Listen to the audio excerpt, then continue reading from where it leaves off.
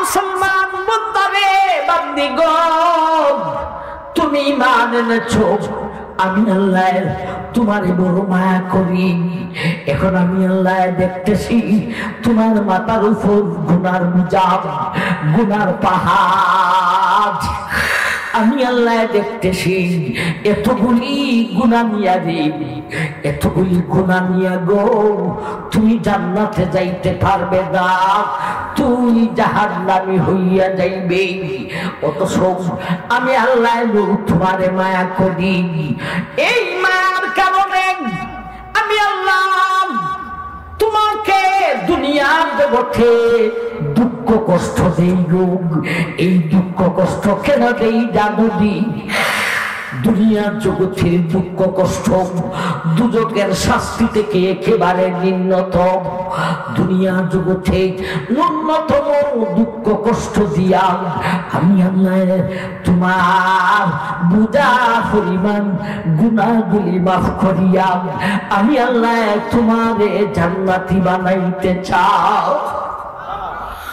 ভাই, ঈমান পরীক্ষার উদ্দেশ্যটা কি? ঈমান পরীক্ষার উদ্দেশ্যটা কি বিষয়ের দ্বিতীয় ভাগ, এটা আবার বুঝবো প্রথম আয়াতের প্রথম শব্দ থেকে। প্রথম আয়াতের প্রথম শব্দ ওয়ালা নাবলুওয়ান্নাকুমের ব্যাখ্যায় মুফাসসিরিনে কেরাম ধরে তুলেছেন মাকসুদে ইমতিহান, ঈমান পরীক্ষার উদ্দেশ্যটা। দ্বিতীয় আয়াত রিজাবই রইল, আর প্রথম আয়াতের শেষের দুইখান শব্দ ওয়াবাশশিরিস সাবিরিন, তাওরে যাব। আমার ভাই, এখন আসুন ঈমান পরীক্ষা যে আল্লাহ নেন আর আমরা যে পরীক্ষা দিতাম, উদ্দেশ্য কি? প্রথম আয়াতের প্রথম শব্দ থেকে বুঝব। ভাই, দুনিয়াতে যে স্কুল কলেজে মাদ্রাসায় পরীক্ষা হয়, এই সমস্ত পরীক্ষার কোন উদ্দেশ্য আছে না? আছে না? কি উদ্দেশ্য? লাভবান হওয়া।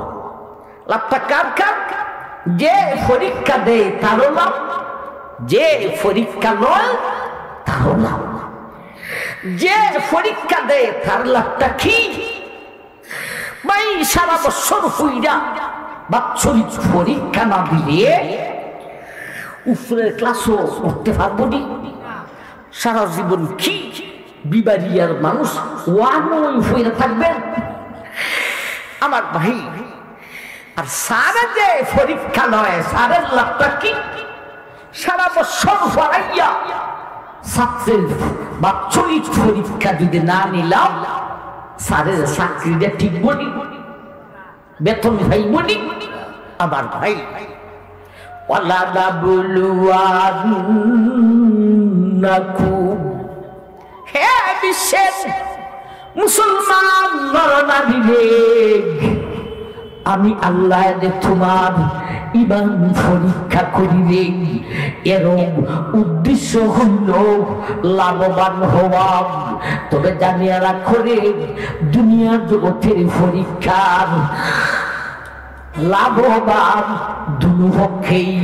যে পরীক্ষা দিবে তারও লাভ আছে, যে পরীক্ষা নিবে তারও লাভ আছে।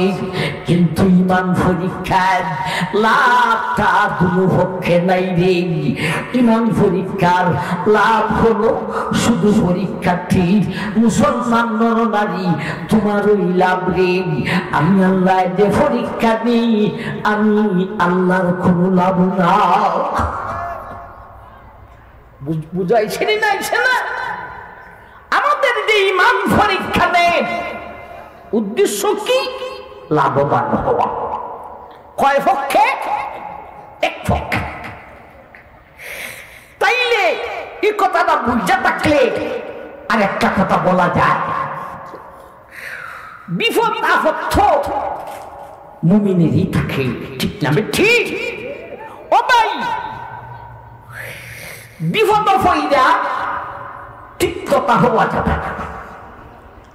অনেক মানুষ তিক্ত হইয়া যায় বিপদে বিপদে যাইতে যাইতে।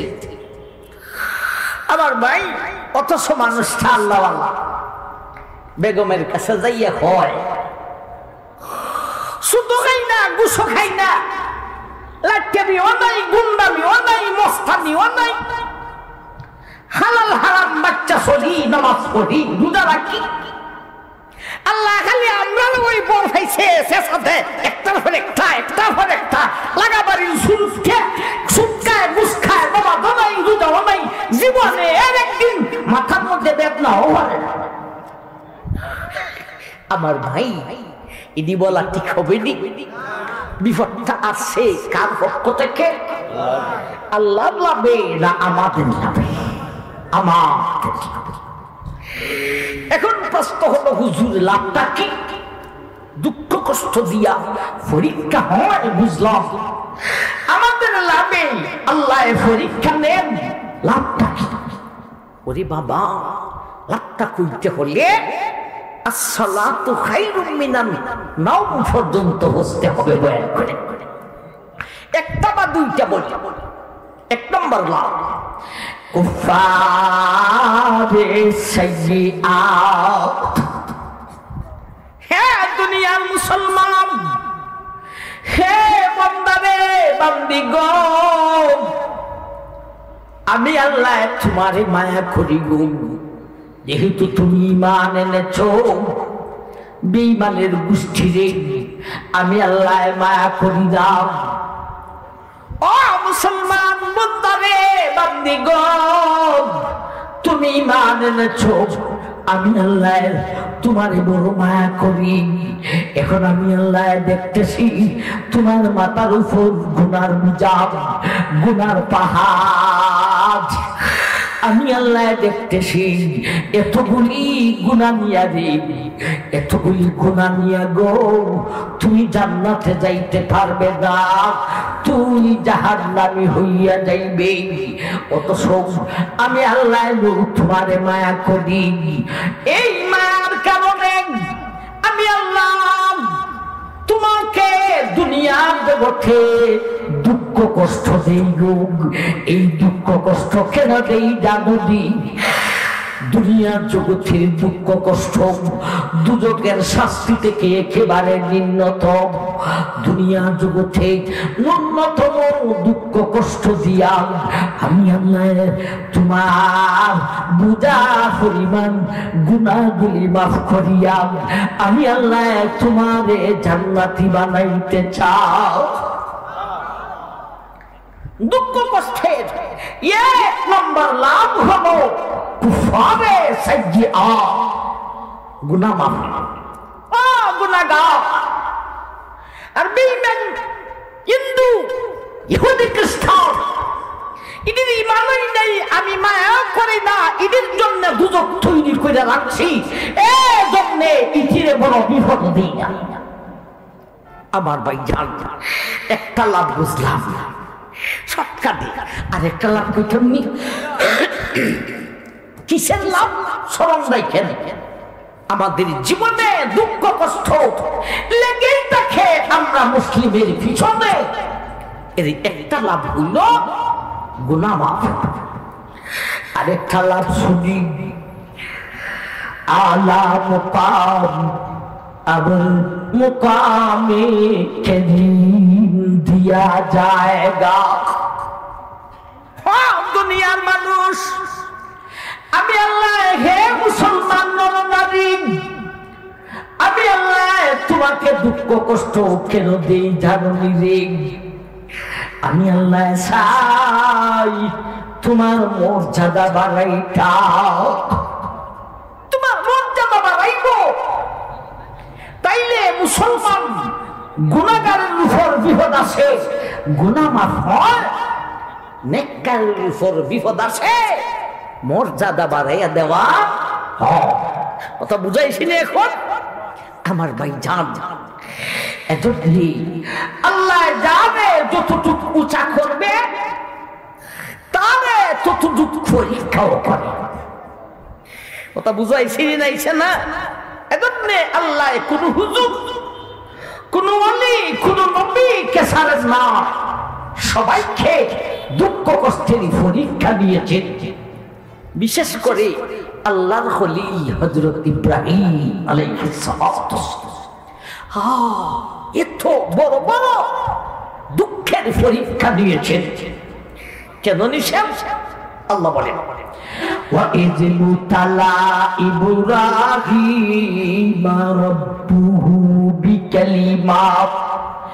بِكَلِمَاتٍ فَأَتَمَّهُنَّ قَالَ إِنِّي جَاعِلُكَ لِلنَّاسِ إِمَامًا قَالَ وَمِن ذُرِّيَّتِي قال لا ينال عهد الظالمين।